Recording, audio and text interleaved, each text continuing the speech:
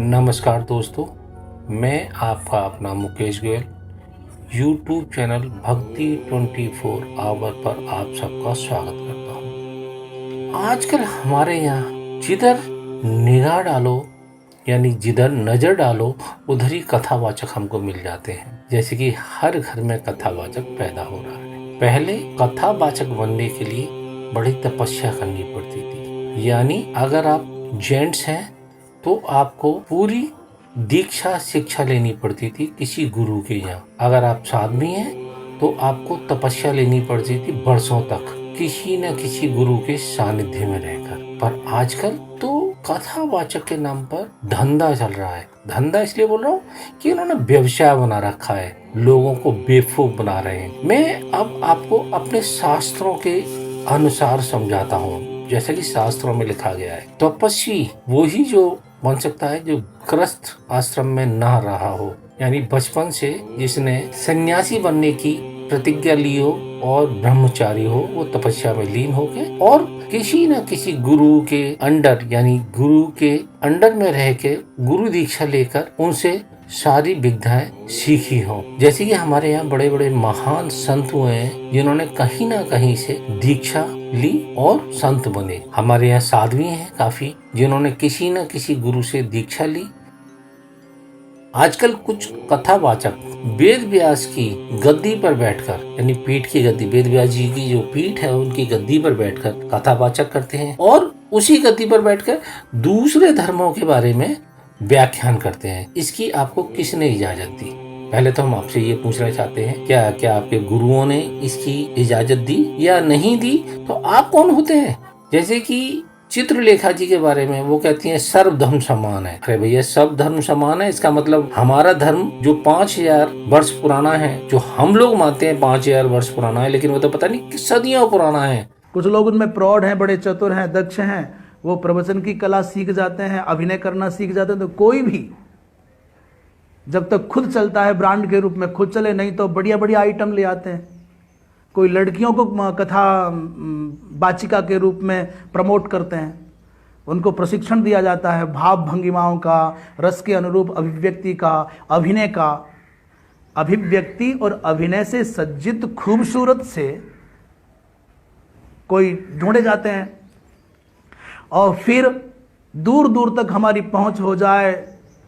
यदि हमको ईसाई देशों में अपनी पहुंच बनानी है तो वो लोग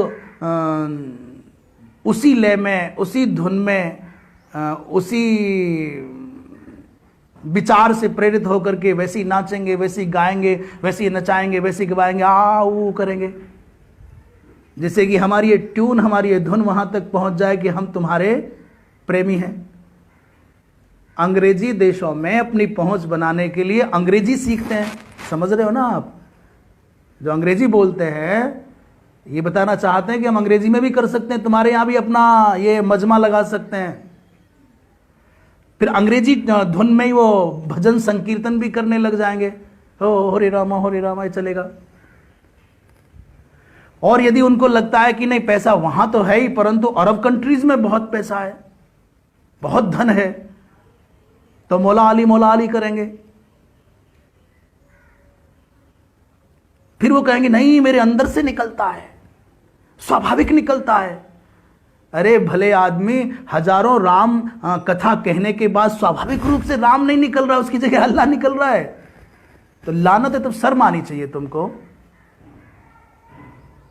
बड़ी घृणा की बात है, बहुत दिन से सब तमाशा देखते थे, बड़ी लज्जा आती थी कि वो उठकर की नाच रहे हैं,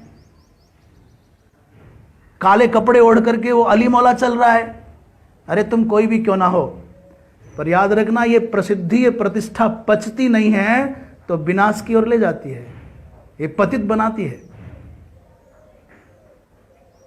और तुम दावे के साथ में बेशर्म होकर के, निर्लज्ज होकर के, क्योंकि तुम्हारे साथ में एक समूह तैयार हो गया पागलों का, फ्री की रोटी दोगे, फ्री का आवाज दोगे, भीड़ बहुत है चली आएगी, गाने सुनाओगे।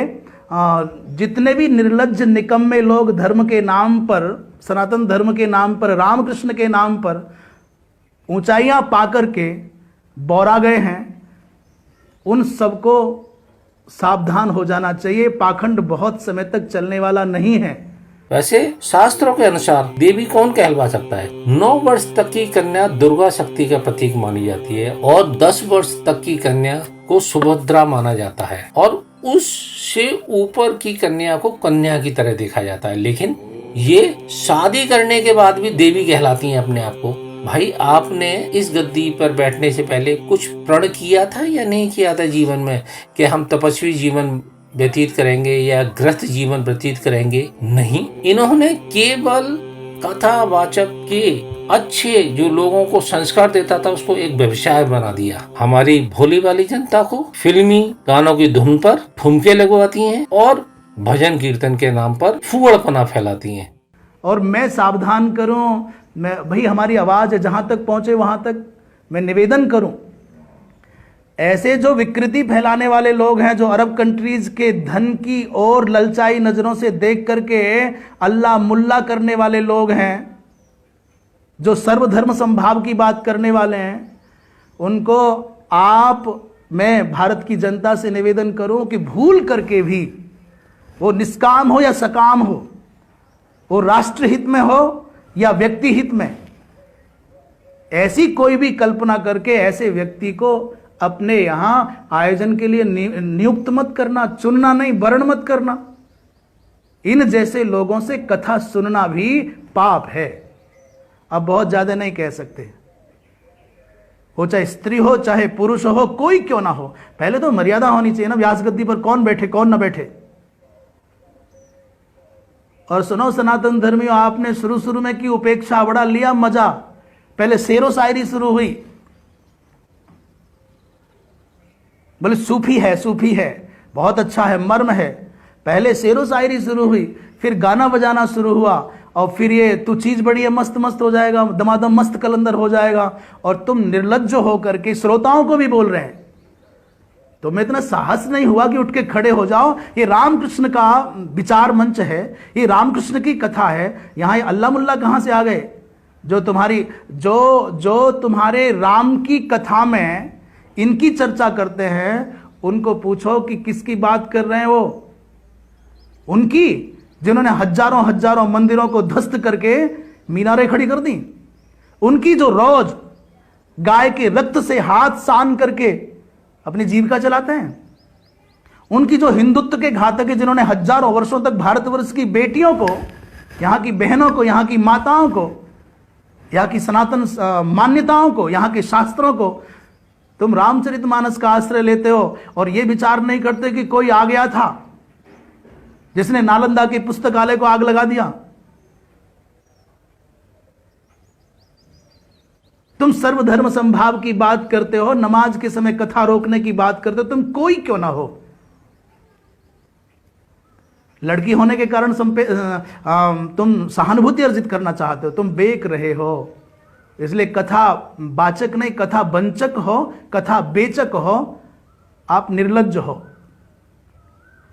और डूब मरना चाहिए चुल्लू भर पानी में, तुमको भी और तुमको प्रोत्साहन देने वालों को भी, तुम्हारा समर्थन करने वालों को भी और उनको भी जो तुम्हारे जैसे लोगों से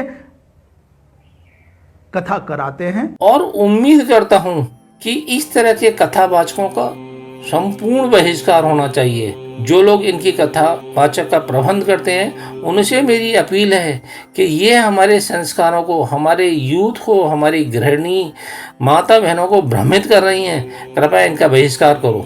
धन्यवाद। इस वीडियो को ज्यादा से ज्यादा शेयर करें, जिससे आने वाली पीढ़ी हमारी गुमराह ना हो। आप मेरे चैनल को सब्सक्राइब जरूर करें और वीडियो को शेयर करें। धन्यवाद।